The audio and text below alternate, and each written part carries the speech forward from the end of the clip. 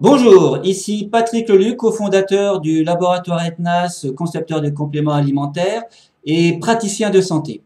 Alors, en préambule de la prochaine émission pour ETNAS TV, concernant les antioxydants, aujourd'hui je vais vous parler du processus d'oxydation cellulaire et du stress oxydatif.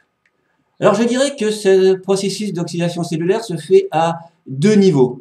Tout d'abord, il y a le niveau physiologique totalement naturel.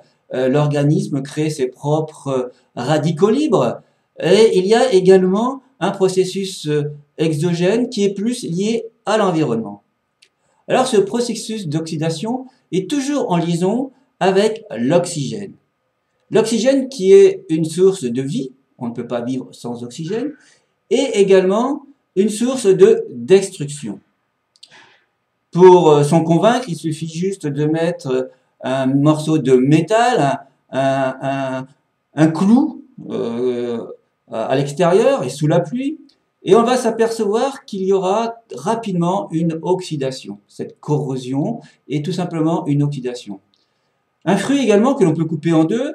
Coupons par exemple une pomme en deux que l'on va mettre sur la table de la salle à manger pendant quelques minutes et on va s'apercevoir que cette pomme va s'oxyder. Également pour le gras.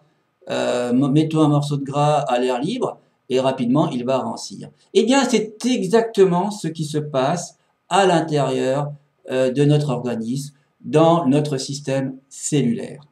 Alors je le disais, il y a un processus tout à fait naturel, endogène, qui est en liaison avec différents processus, notamment le processus de la phagocytose, l'activité mitochondriale, tout ce qui est en liaison avec l'accumulation des métabolites réduits. Donc ceci provoque une production radicalaire et donc une oxydation cellulaire régulière, permanente.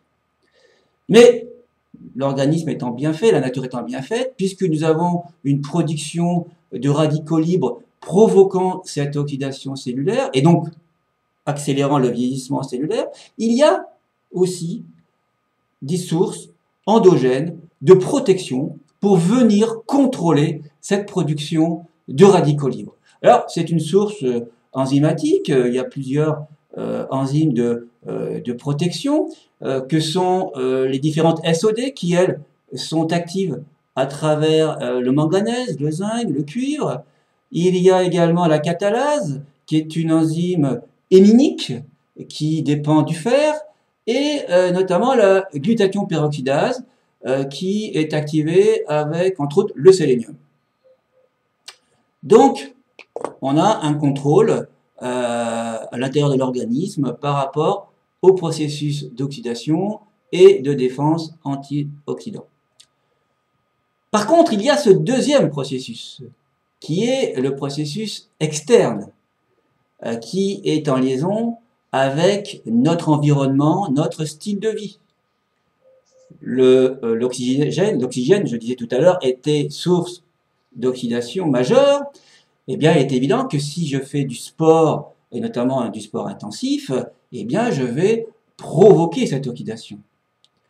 Si je suis stressé également, le stress est vecteur d'oxydation, et notamment le stress démobilise tous ces éléments nutritionnels dont j'ai besoin pour activer mes défenseurs, c'est-à-dire mes fameuses enzymes dont je parlais tout à l'heure.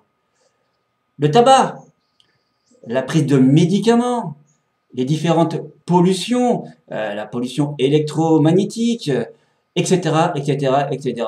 Et bien sûr, l'alimentation qui peut être délétère et qui va empêcher l'apport d'éléments nutritionnels qui vont permettre d'activer mes propres sources de protection.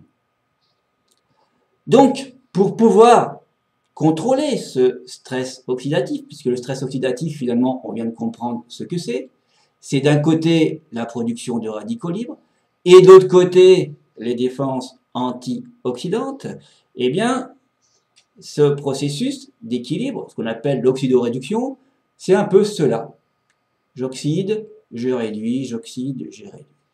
Par contre, à travers mon activité extérieure, à travers toute cette exacerbation de radicaux libres qui peut peut-être provoquer, si je m'expose au soleil, si en plus je vais courir au soleil, donc je vais avoir une attaque radicalaire un peu plus importante, eh bien je vais devoir complémenter et apporter des éléments, des compléments alimentaires qui vont permettre de lutter, de contrôler cette oxydation et de permettre à mon système enzymatique de faire véritablement son travail.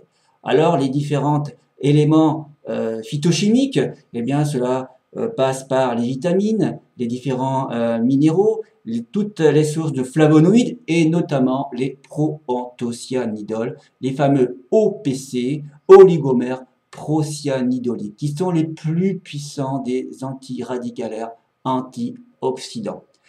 Donc, je vous donne rendez-vous pour très bientôt pour vous parler des antioxydants et je vous souhaite de passer un bel été. À très bientôt.